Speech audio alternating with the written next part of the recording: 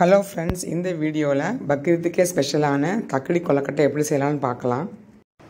இது பொதுவாகவே தலைக்கறியில் தான் செய்வோம். எலும்பு கறிலையும் செய்யலாம். தலைக்கறி டேஸ்ட்டாக இருக்கும்.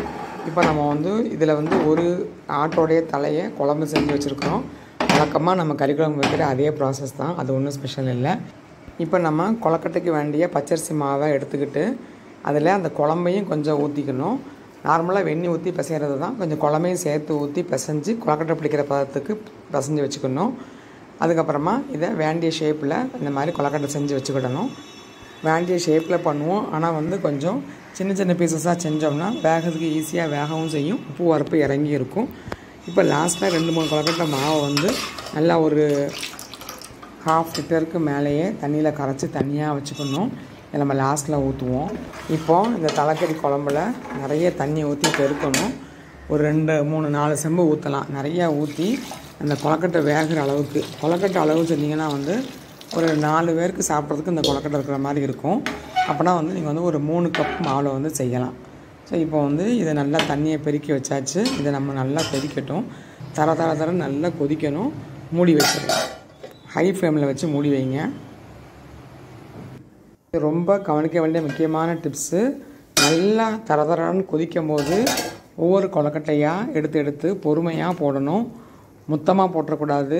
போட்டுட்டால் எல்லாம் சேர்ந்து குழஞ்சி டோட்டலாக அந்த டிஷ்ஷே வேஸ்ட்டாக போயிடும். ஸோ ஒரு 5-6 கொலக்கட்டையாக போட்டுட்டு கொஞ்சம் கொதிக்க விட்டு பொறுமையாக எல்லா கொலக்கட்டையும் போடலாம். இப்படி ஃபஸ்ட்டு போடும்போது நம்ம செஞ்சு வச்சதில் பாதியை மட்டும் முதல்ல போடுங்க. பாதியை போட்டுட்டு மூடி வச்சிடலாம்.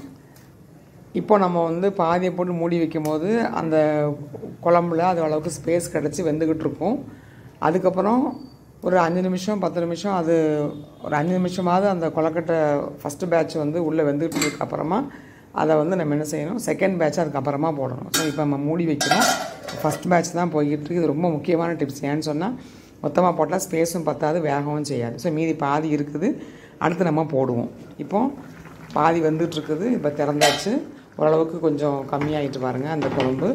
ஸோ இதை நம்ம லைஸ்ட்டு கரண்டி வச்சு கிண்டவே கூடாது. அந்த பேனை பிடிச்சி ஒரு மாதிரி லைட்டாக குலுக்கி தான் ஆட்டணும். இந்த ஸ்டெப்ஸ் எல்லாமே ரொம்ப கவனம். இல்லாட்டினா அந்த கொலக்கட்டை பூரா ஜாம் ஆகி டோட்டலாக டிஷ் வேஸ்ட்டாக போயிடும். ஸோ இப்போ மீதி கொலக்கட்டையும் ஒன்றா எடுத்து போட்டுட்ருக்குறோம். இந்த மாதிரி எல்லா கொலக்கட்டையும் போட்டுட்டு இப்போ ஸ்பேஸ் பார்த்து போடணும். திரும்பவும் லைட்டாக ஷேக் பண்ணி விட்டுட்டு மூடி வச்சிடலாம். ஃப்ளேம் ஹை, அது ரொம்ப முக்கியம். ஹை ஃப்ளேமில் இருக்கட்டும். 10 மினிட்ஸ் கழித்து திறந்து பார்க்குறப்ப ஆல்மோஸ்ட் வெந்திருக்கும். இப்போவும் என்ன பண்ணணும், கரண்டியை வச்சு ஒரு ஓரமாக எடுத்து இப்படி பார்க்கணும். இப்போ பாருங்கள், அப்படியே கலண்டு வந்துருச்சு. ஒவ்வொன்றா ஒவ்வொரு கொலக்கட்டையாக ஃப்ரீயாக வருது. ஸோ ஆல்மோஸ்ட் வெந்துருச்சுன்னு அர்த்தம். ஸோ இப்போ லைட்டாக ஓரளவுக்கு அடி கொடுத்து கொஞ்சம் கொலக்கட்டைகளை எடுத்து மேலே போட்டு அந்த மசாலாவும் கொஞ்சம் வர மாதிரி போட்டு நீட்டாக வச்சிடணும். இப்போ கொஞ்சம் பேனையும் எடுத்து ஷேக் பண்ணி கொஞ்சம் அந்த கிரேவி எல்லா பக்கம் வர மாதிரி வச்சுக்கணும். ஸோ இப்போ நெக்ஸ்ட் ஸ்டெப் லாஸ்ட் ஸ்டெப் நம்ம கரைச்சி வச்ச மாவை இதில் இப்போ ஊற்றணும். இது எப்படியும் ஒரு 2-3 டம்ளர் மாவுக்கிட்ட தண்ணிக்கிட்ட வந்திருக்கும். இதை அப்படியே கரைச்சி டோட்டலாக எல்லா பக்கம் வர்ற மாதிரி ஸ்ப்ரெட் பண்ணி ஊற்றிட்டு அகெயின் இப்போ சிம்மரில் போட்டுடணும். சிம்மரில் போட்டு மூடி வச்சிடணும். ஸோ திரும்பவும் இந்த கரைச்சி ஊற்றினதுக்கப்புறமா அந்த பேனை நல்லா ஷேக் பண்ணி எல்லா பக்கமும் அந்த கிரேவி போகிற மாதிரி லைட்டாக இது பண்ணணும். இதில் தண்ணி தாராளமாக ஊற்றி வேக வைக்கலாம். ஏன்னா எப்படினாலும் நீங்கள் லாஸ்ட்டில் மாவை கரைச்சி ஊற்றும் போது கண்டிப்பாக அந்த கொலன்னு அந்த தக்கடிக்கு ஃபார்மேட்டுக்கு வந்துடும்.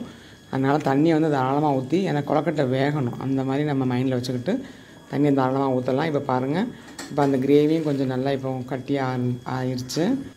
ஸோ அவ்வளோதான், பாய் வீட்டில் செய்கிற தலைக்கறி தக்கடி ரெடி ஆயிடுச்சு. இந்த மாதிரி நீங்களும் ட்ரை பண்ணி பாருங்கள். தலைக்கறி பிடிக்கலை அப்படின்னு நினைக்கிறவங்க எலும்பு கறி வாங்கி போட்டிங்கனாலும் டேஸ்ட்டாக இருக்கும். ஆனால் இது மட்டனில் தான் பெஸ்ட்டாக சூட் ஆகும். கண்டிப்பாக அந்த ரெசிபி ட்ரை பண்ணுங்கள். எல்லாருக்கும் கண்டிப்பாக பிடிக்கும். தேங்க்ஸ் ஃபார் வாட்சிங்.